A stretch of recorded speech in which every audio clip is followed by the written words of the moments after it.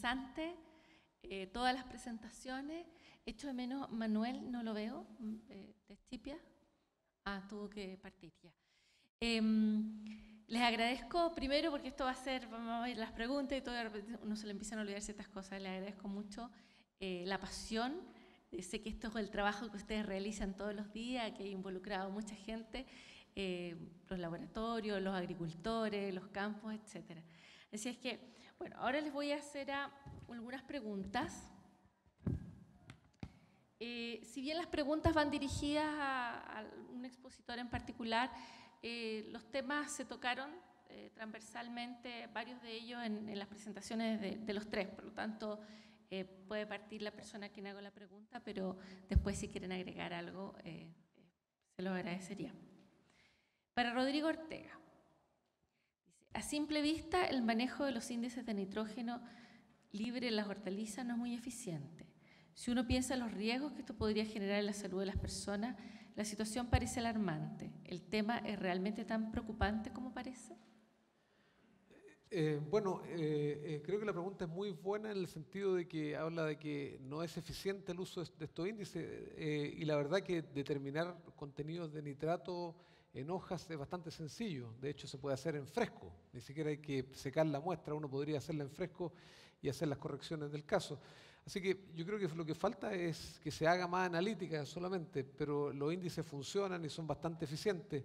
Ahora, el problema, hay un riesgo, obviamente, en la medida que nosotros estemos sobrefertilizando, tengamos excesos de nitrógeno en el suelo, en los materiales orgánicos que aplicamos, en fin, la probabilidad de que aparezcan niveles altos aumenta. Y de hecho, si ustedes miran las distribuciones en los muestreos que hemos hecho, siempre aparecen algunos productores con niveles altos de nitrato. Así que, para cerrar, los índices sí funcionan y hay más riesgo en la medida que nosotros sobrefertilicemos.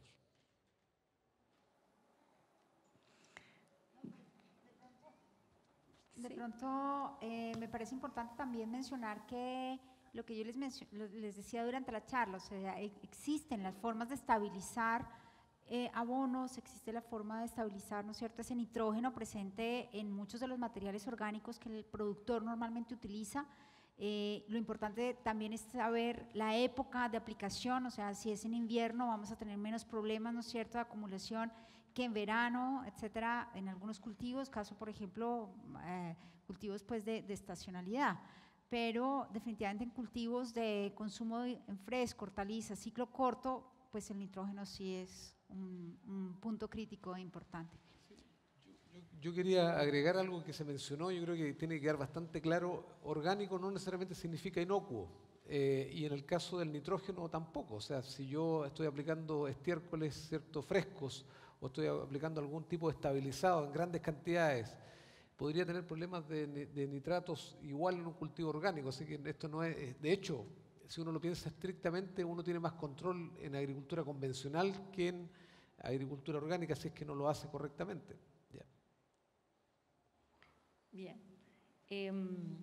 Otra pregunta para Rodrigo.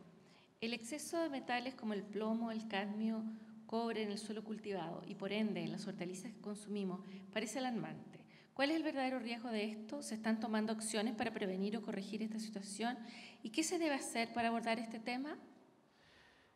Bueno, la pregunta es buena en el sentido de que hay preocupación, por lo menos en el caso del cobre, que es una acumulación antrópica, ¿cierto? Gracias al manejo, al mal manejo que estamos haciendo de los cúpricos, estamos construyendo niveles de cobre muy altos. Nosotros hemos estimado que estamos subiendo 6 partes por millón por año en el suelo. Y un límite crítico ya serían sobre 50 partes por millón, tendríamos toxicidad. Y las plantas, por supuesto, empiezan a absorber más cobre y traspasaríamos los límites que están indicados por la Organización Mundial de la Salud. Ahora, hay varias cosas que se han hecho en Chile. Yo mencionaba, por ejemplo, en el caso del cadmio, ya hay control de metales pesados en fertilizantes, lo cual es un gran avance. Antiguamente se medía solamente el NPK, hoy día se exige metales pesados. Y en el caso del cobre se están buscando nuevas alternativas, ¿cierto?, para alternar las aplicaciones de cobre con otros productos, principalmente biológicos, ¿cierto?, para el control de cáncer bacterial y otros. Así que hay conciencia, se está avanzando, pero está en pleno desarrollo, digamos. María Mercedes. Y en el caso de los abonos, o de los abonos en general y estiércoles, también hay conciencia, digamos, de la necesidad de cambiar las dietas de los animales en la producción industrial. De hecho, bueno, muchos de los metales pesados, obviamente, que aparecen en el estiércol de los animales, pues vienen de la dieta de los animales. Así que los concentrados también, pues son, digamos, como una fuente de estos metales, y se está yendo hacia atrás en la cadena productiva, en el concepto de esta economía circular que les mencionaba de los recursos, y el conocimiento, digamos, de las materias primas para la producción de concentrados, pues es uno de los puntos importantes para cambiar las dietas también. Solamente que un punto para supongamos que nosotros tenemos metales en exceso en el suelo y queremos tratar de reducir la absorción por parte de los cultivos. Nuevamente aparece la materia orgánica como un elemento clave. O sea, si nosotros aplicáramos materia orgánica estabilizada, un compost muy maduro en el cuarto vagón, ¿cierto? Sí. Que hablaba la profesora Martínez, nosotros podríamos de alguna forma secuestrar estos metales, ¿cierto? Y evitar que la planta lo absorba, ¿sí? También hay manejos de ese tipo que se pueden hacer para alivianar los problemas de metales. En ese sentido, a lo mejor podríamos pensar en algunos incorporar, por ejemplo, entre medio de los cultivos hileras con plantas que también puedan estabilizar esto o absorber metales. Bueno, eso se llama bioremediación. Básicamente tendríamos que usar plantas que absorban estos metales y sacarlas del campo, obviamente, usarlas para otra cosa, quemarlas tal vez para producir energía y esa ceniza enterrarla en algún lugar, digamos. Eso se hace, de hecho. Sí. Para Ana, el aumento de los brotes de enfermedades debido al consumo de frutas y verduras, ¿qué nos indica? ¿Qué debemos desprender de estos datos? Frente a este tema, ¿se están tomando las medidas pertinentes para prevenir estas situaciones? Bueno, recuerden que en la charla yo dije que tal vez el hecho de que conociéramos los brotes es porque hemos mejorado los sistemas de detección. Seguramente siempre han estado ahí. El asunto es que antes las bacterias solo nos causaban la clásica diarrea, ¿no? Y que en América Latina, pues para nosotros una diarrea es parte de la vida, no es una enfermedad, ni siquiera asistimos al médico por ella. O sea que ahí han estado, lo que pasa es que ahora son mucho más notorios. El asunto aquí es, medidas hay, las medidas empiezan cuando cambia todo el sistema a implementación de buenas prácticas agrícolas. Tal vez ahí es el primer quiebre. FAO lo ha promovido muchísimo, todo lo que son buenas prácticas de manufacturas en pequeños productores, para que, o sea, todos en la cadena podamos hacer el proceso. Entonces yo creo que sí hay medidas tanto en cosecha, en post cosecha, gente informada. Entonces entre más gente tengamos que conozca el tema, más medidas podemos ir haciendo para reducir. Tecnologías nuevas para la inactivación de estos microorganismos también, ¿no? Radiaciones, estamos usando radiaciones ionizantes. El asunto es que las radiaciones, pues ustedes saben que por el tema de la palabra radiaciones es obligatorio que en el rotulado coloquemos el símbolo de radiaciones. En Colombia, por ejemplo, la gente les tiene miedo, ¿no? Es una percepción errónea otra vez de consumidor. Otra pregunta para ti. ¿Cómo se pueden abordar todas las amenazas de contaminación a las que se ven expuestas las verduras y las frutas si pensamos que mucho del cultivo latinoamericano corresponde a una agricultura de pequeña escala que no tiene los recursos para enfrentar estos problemas? Bueno, volvemos al escenario de la capacitación. Aquí tal vez la educación rural es súper importante, el poderle llegar al campesino de manera asertiva, a poder hacerle entender que sus prácticas no son las mismas de su papá, ¿cierto? Porque nos pasa mucho, a mí me pasa con mi mamá, yo lo digo, mi mamá tiene 84 años, cambiar a una persona, y ella me dice, yo toda la vida lo he hecho así, pero, y asumen como una verdad, ¿cierto? Entonces acá necesitamos entrenar a la gente, hacerle entender qué son estas enfermedades, y cuando yo le enseño a un papá, ¿cierto? Le digo, tú no quieres que lo que está pasando por acá le pase a tus hijos. Eso funciona mucho en capacitación. Entonces, capacitar.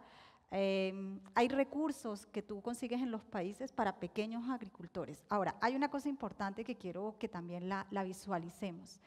Y es que los pequeños agricultores no son los que nos van a generar el mayor riesgo. porque el volumen de producción de ellos es pequeño. Y entonces ellos, si bien pueden sacar un producto que pueda estar contaminado eventualmente, el riesgo de la población puede ser 5 o 6 personas. No va a ser lo mismo que una multinacional que tenga unas extensiones de tierra y donde haya un riesgo muy alto, y ahí es donde empieza uno a ver el modelo norteamericano, donde los grandes brotes están dados por las grandes empresas, porque ese es el escenario. Entonces hay que pensar que sí, están de pronto en la cadena más abajo, pero son los que menos riesgo nos pueden generar. María. Con relación al pequeño productor y a la capacitación, yo creo que todas las cosas que nosotros hemos hablado acá son perfectamente entendibles porque hay un punto común que es la salud. Y la inocuidad pues obviamente tiene que ver con la salud. Plaguicidas o sustancias, compuestos de control, por ejemplo, de plagas, han existido desde la Segunda Guerra Mundial y, bueno, se necesitó que hubiera mutaciones, ¿no es cierto?, y personas nacidas con mutaciones para darnos cuenta que efectivamente sí había unos procesos importantes de estas sustancias. Lo mismo está pasando a nivel de los metales, por ejemplo, es uno de los puntos críticos en donde el metal no se sabía qué estaba pasando, de dónde venía, pero de pronto la gente aparecía con manchas negras en las uñas o en los dientes y bueno, entonces se echaron como a mirar hacia atrás y es el plomo el que está causando toda esta serie de deformaciones o de afectaciones a nivel de salud. Y como dice Ana Karina, creo que estoy de acuerdo con ella en el sentido de que al pequeño productor se le habla desde la salud y desde el buen desarrollo de su propia familia y es perfectamente claro cómo lo puede producir. Uno de los ejemplos que personalmente he visto es a nivel de la producción de compost. La gente antes, pequeño, grande, mediano, dejaba simplemente la basura abandonada en un rincón y decía que estaba haciendo compost y ya. Y a medida que se iba secando ese material, lo iban aplicando a sus cultivos y bueno, ahí le funcionaba, listo. Pero llegar con unos procesos claros, con unas metodologías simples, porque muchas veces nos complicamos en las metodologías que enseñamos, hace que la gente, no importa el nivel de educación y el nivel social, sea capaz de asumirlos, internalizarlos y ponerlos en práctica. Creo que no es complejo. Vi que habían unas preguntas del público. Sí, adelante. Sí, le van a pasar un micro. La gente que esté en el público que quiera hacer preguntas, adelante. Son todas bienvenidas igual. Buenas tardes. Respecto de la intervención de la señora Karina, yo difiero respecto de la globalización. ¿Por qué? Porque, poniendo ejemplo de Chile, las grandes empresas exportan y la respuesta está enfocada a la exportación. Pero los chilenos, todos nuestros compatriotas, consumimos productos de la pequeña agricultura, de la agricultura familiar campesina y no de la exportación. Por lo tanto, toda la población chilena está expuesta a los problemas que genera la contaminación y eso nos está diciendo, digamos. Okay. Porque en el fondo la industria exportadora hoy día cumple con los protocolos, tiene muy clara la película con respecto para poder llegar a los mercados y ser competitivo, y ni siquiera obtener mejores precios, solamente para ser considerados como proveedores. Pero nosotros como consumidores internos del país estamos expuestos a toda la problemática que se ha visto aquí. Nadie nos protege, digamos. De hecho, hay estudios que están en la página del SAC que el tomate que nosotros consumimos tiene más de 25 contaminantes que son cancerígenos incluso. Y ese es el tomate que consumen todos los chilenos todos los días. El tomate representa el 50% de la producción de hortalizas a nivel mundial y no es la excepción en Chile, pero nadie dice eso. Okay. Entonces, hoy día, por ejemplo, tampoco echo de menos en el tema de la contaminación, no se tocó en profundidad la contaminación que provoca la aplicación de los agroquímicos, que son los causantes de un montón de los problemas. Y eso está debido a un enfoque que a nosotros nos enseñaron en la escuela. Yo soy ingeniero agrónomo acá de la Católica, que es vecino. A nosotros nos enseñaron a hacer un exterminio de las plagas y enfermedades que están en la agricultura. Pero nunca nos enseñaron a hacer una eliminación selectiva de los problemas.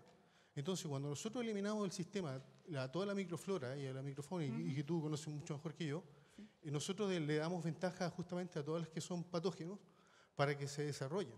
Entonces, los equilibrios biológicos, no sé, me eché de menos que se hable de los equilibrios biológicos para poder justamente controlar la inocuidad. Y eso tiene que ver justamente con manejos que van mucho antes de la contaminación cruzada en planta o qué sé yo, y que tiene que ver con el manejo agronómico del inicio y en la propagación de las plantas. Muchas gracias. Y con respecto a eso nos pasa lo mismo, creo que toda América Latina, porque inicialmente parte del proceso fue, hay que sacar el mejor producto, ¿cierto? Saquémoslo, cumplamos y dejemos adentro lo que quede. Tal vez, digamos, desde Achipia lo podrían decir, pero una de las grandes discusiones, porque yo las he tenido allá, es que el producto que se haga tiene que ser igual adentro que afuera, porque finalmente en salud hay que proteger a los consumidores y como país hay que proteger a los del país de uno. Entonces, y entiendo claramente la posición. O sea, sí, pero sí, el problema de la implementación interna de las buenas prácticas agrícolas o de los protocolos como Global Gap u otros, está en las lucas, digamos. El agricultor no tiene las lucas para poder hacer bodegas de pesticidas, todas las capacitaciones o qué sé yo. Entonces, a ese respecto, la institucionalidad que tiene que ver con eso debería tener un enfoque mucho más holístico con respecto a que si nosotros queremos tener una salud interna y no se han hecho los cálculos con respecto a las enfermedades que causa el consumo de hortalizas o frutas contaminadas con respecto a los gastos de salud del gobierno. Okay. Entonces, en ese sentido, creo que la institucionalidad está al debe, digamos. Sí, hay un documento de Achipia que es el de costo de enfermedad por carga. Yo no lo he revisado, pero tal vez podríamos tener alguna información ahí. Yo ahorita en la tarde lo miro porque ahí puede estar el costo de enfermedad de realmente qué alimentos son los que dentro de Chile están impactando muy fuertemente a la población, ¿no? Porque ese dato no lo pude conseguir en la información que tenía originalmente. María Mercedes. No, yo quería mencionar brevemente, tomar su apreciación respecto a la participación de la contaminación por pesticidas. Y Chile es uno de los países donde lentamente han entrado los productos biológicos de control. Si bien existen los enemigos naturales, y como usted bien lo dijo en las facultades, difícilmente, incluso en Colombia, México, en todas partes, difícilmente se habla de los bichos benéficos, ¿no es cierto? Siempre se habla de los fitopatógenos y de todos los que causan enfermedades y cómo controlarlos.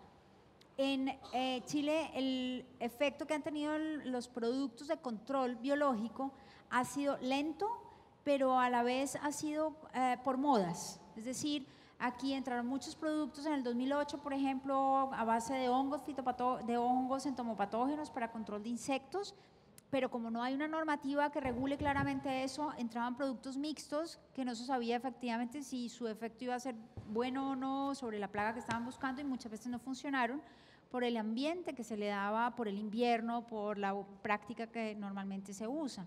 Entonces yo creo que se está caminando en el sentido de que, por ejemplo, INEA y hay muchas entidades, ahora acaba de pasar el Congreso de Control Biológico y hay muchas propuestas en el tapete andando en relación al cambio, ¿no es cierto?, en el uso de productos de control de origen químico frente a la apertura para los biológicos. Rodrigo. Sí, Espera. perdón. Perdón. Es que el señor quería intervenir algo. Es que hay dos cosas, digamos. En el tema de los controles por los productos químicos, tampoco se ha dado ninguna información respecto a la problemática que provoca la subdosis de los productos químicos y que hace que nosotros tengamos justamente una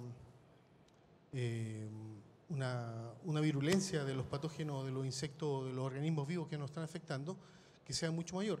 Si usted, cualquiera de los que está acá, hace una retrospección con respecto a la producción, siempre los cultivos más jóvenes son más sanos que los más viejos. Y eso es justamente por el problema que genera la subdosis. Respecto de los controles que se han hecho con microorganismos vivos, en el caso de los entomopatógenos como Beauveria o Metarrhizium, a mi punto de vista y la experiencia que me ha permitido conocerlo, es que se han usado tecnologías sobre la base de esporas. Y en las esporas tenemos demasiado atenuantes que permiten la eficiencia. Y eso ha hecho que los agricultores no crean o no elijan ese tipo de control, porque la eficiencia es muy errática y está dada por un montón de mitos y como dicen en el campo los guasos, pura falta de ignorancia con respecto a la biología que tienen los microorganismos y sobre todo las tecnologías de espora. Hay productos en el mercado, y ustedes revisan la literatura, en que te hacen recomendaciones y hay una tabla de compatibilidad de usos de tricodermas, por ejemplo, que te permiten usarlo junto con fungicida. Todo el mundo sabe que si un tricoderma es un hongo, imposible ocuparlo con un fungicida. Entonces, el enfoque, según lo que yo veo, es cerrado con respecto a la tecnología que se está utilizando en el uso de los microorganismos. Aquí no hay un desarrollo de microorganismos vivos y que tienen un control curativo. El problema de la roya en el café en Perú, y habían unas fotos de la contaminación a través de los estomas, 10 horas después de las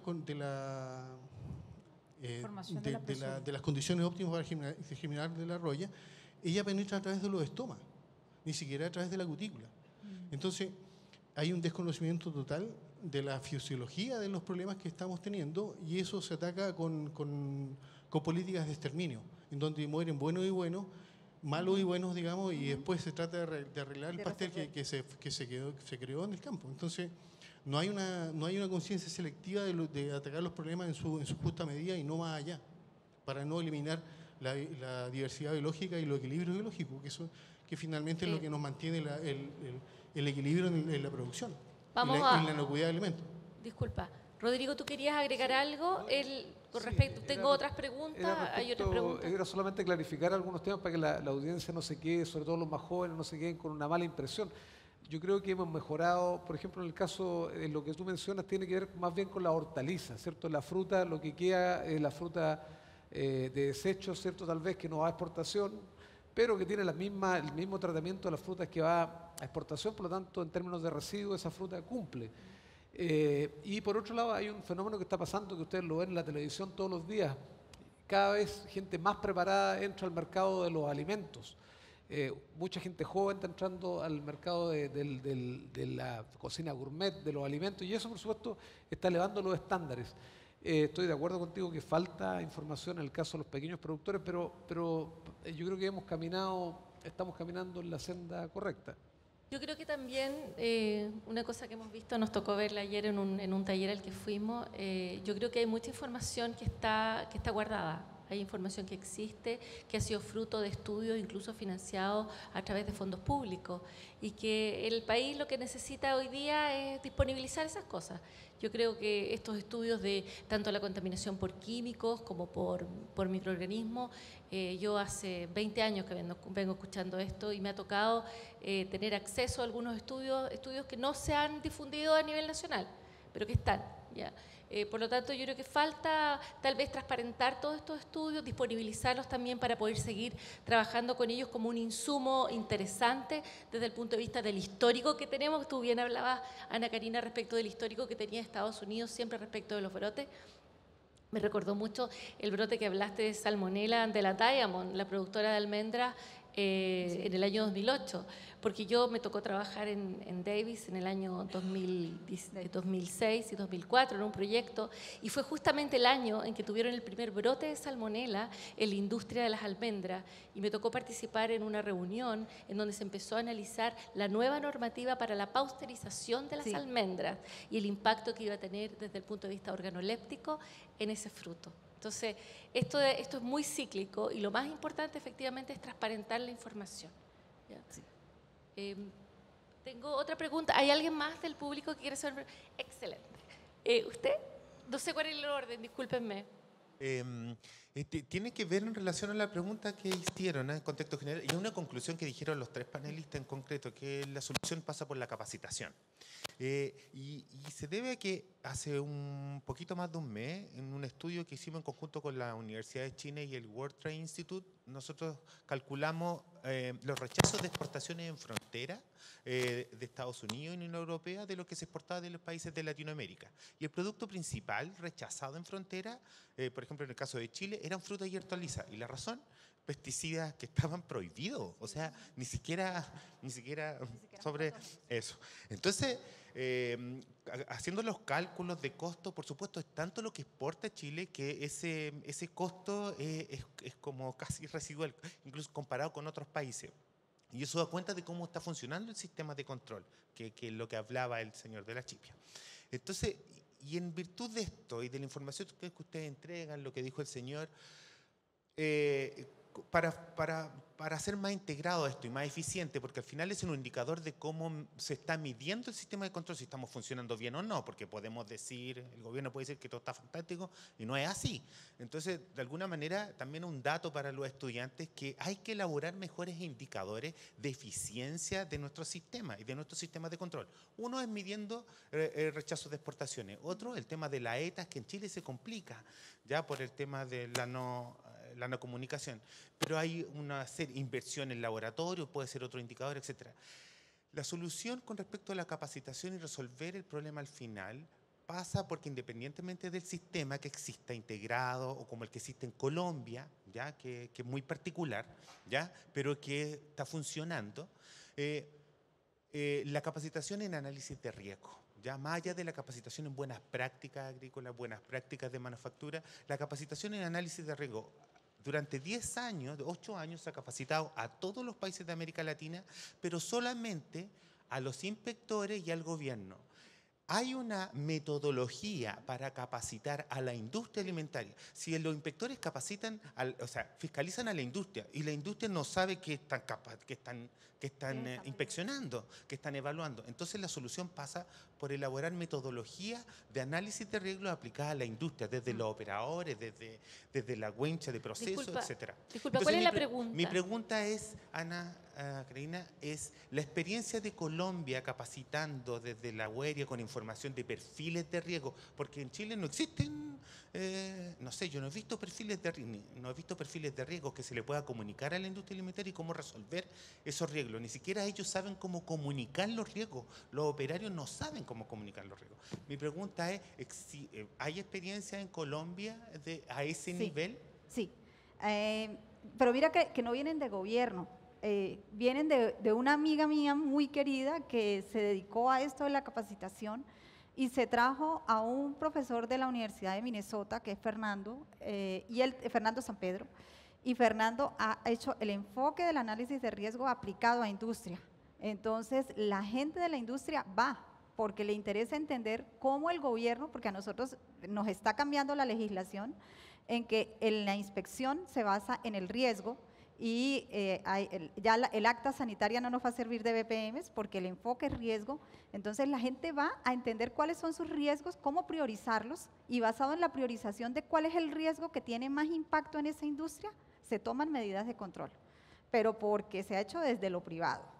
Sí, lo de gobierno, lo que yo te dije hace algún momento, estamos en un momento de que eso no es prioritario, porque nosotros estamos en este momento en un proceso de paz, ¿cierto? Que tiene concentrado todo, hasta la investigación toda va para allá. Entonces, íbamos con un impulso, ¿cierto? Y perfiles de riesgo los hemos hecho, hemos aprendido, porque esto es un proceso de, haces el primero, ves en qué fallas y vuelves y arrancas. Porque el análisis de riesgo no es que uno se tome 10 cursos, porque yo creo que tú y yo me echo los que quieras, todos los del gobierno, allá voy si me siento. Y todavía hay cosas que no sé, porque es que es una herramienta para la industria útil cuando se la entregan, pero hacerla, hay que cambiar el modelo, ¿no? El modelo de la calidad a la inocuidad, eso, pero sí, es privado que se ha hecho y la gente lo hace. Bueno, lamentablemente el tiempo se ha terminado, las preguntas se han extendido, me están diciendo que no puedo seguir en este… ¿Tu pregunta es cortita? Ahora, lo que pasa es que estamos pasados en el tiempo. Lo que te quiero pedir es que los que tengan preguntas, que me parece excelente que hayan más, se las puedan hacer a los expositores una vez que demos por finalizado la actividad. Lo que yo quisiera agradecer es la conexión vía streaming y videoconferencia que han tenido desde las otras sedes, agradecer a todos los docentes, los directores de carrera y los alumnos que nos acompañaron. También agradecer a los expositores, por supuesto, y a todo el apoyo logístico y técnico del cual nos hemos visto beneficiados. Desde el área agropecuaria y agroindustrial, y especialmente de la Vicerrectoría Académica de Pregrado y de la Universidad Tecnológica de Chile, les damos muchas gracias a todos los que participaron. Y